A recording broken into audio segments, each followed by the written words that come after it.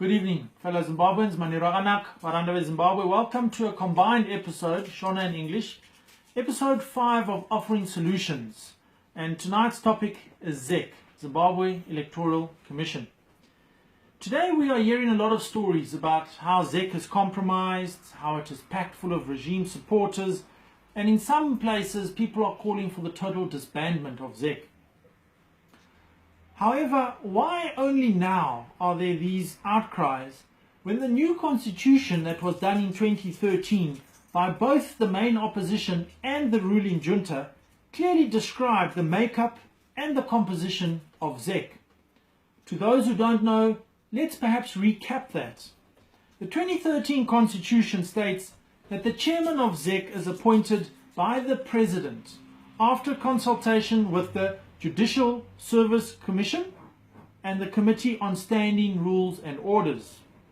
The President, however, does not need to follow that recommendation, and the Constitution states, and I quote, "If the appointment of a chairperson to ZEC is not consistent with the recommendation of the Judicial Service Commission, the President must cause the Committee on Standing Rules and Orders to be informed as soon as practical."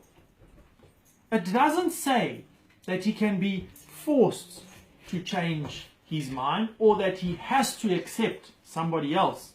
The President has the final say.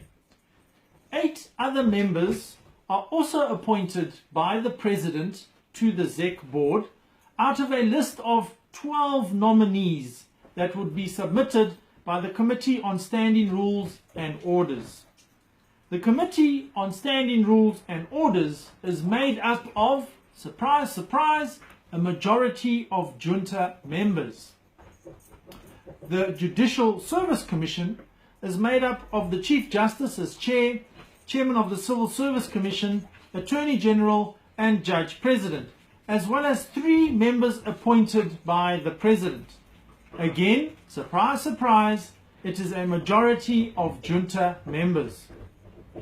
Saka pamakaona pakanyorwa zvinizvi mubumbiro remutemo reconstitution redu, what did you expect as the opposition that would happen in the run-up to 2018? If we are to be honest with ourselves and look at the constitution as a whole and look at the powers of the president, we can clearly see that this constitution was prepared, drafted and approved by 2 parties who were both confident of winning in 2018. They both allowed the excess powers to be bestowed upon the president because they were both confident of winning that presidency. This is not a constitution for the people. This is a constitution that allows those who are already in power to remain in power. Hence its approval by the main opposition, as they were expecting a massive win in 2013.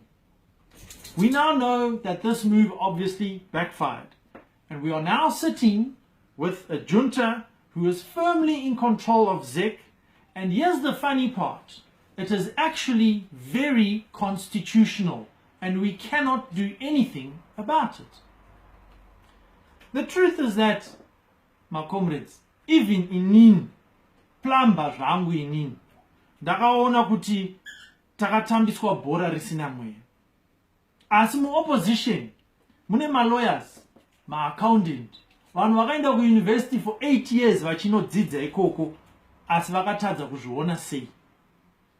It now looks very suspicious, to say the least, that such learned individuals within the opposition missed these obvious things when they voted in favor and even participated in the makeup of that constitution. Asi makatengesa struggle here kana kuti makangopusawo zvenyu. Either way, we need to change the constitution as a whole, and especially as far as ZEC is concerned.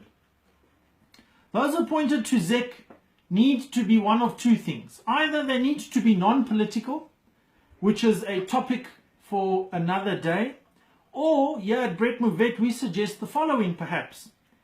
every party that consists or that contests in an election that gets more than 10,000 votes, vanobvumirwa kuendesa vanhu 4 ku-ZEC, and those 4 people will be 1 woman, 1 man, 1 youth below the age of 35, and 1 elder above the age of 60. And those 4 people will sit on the board of ZEC. The board will report to Parliament and not to the President. The board will also have 1 non-voting member from each of the following international organizations: the African Union, SADC, United Nations, European Union, and World Health Organization.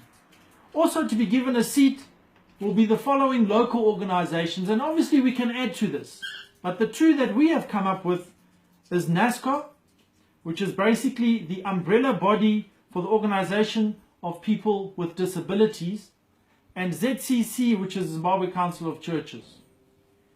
As we can see, if anything, if no reforms are done at ZEC, at this present time, going towards 2018, ZEC cannot and will not be able to deliver a free and fair election. And the most disturbing part is the people in opposition, the leaders, vanhu vaya vanotungamirira opposition, ndivo vakanyora zvinhu zvemuconstitution izvi, ndivo vanga vachiziva kuti zviri kuitika muZEC, what is happening and why it is happening. Those same people are now in charge of trying to fix ZEC so that we can have free and fair elections in 2018. May God help us all. That brings an end to another episode of Brett Vet offering solutions.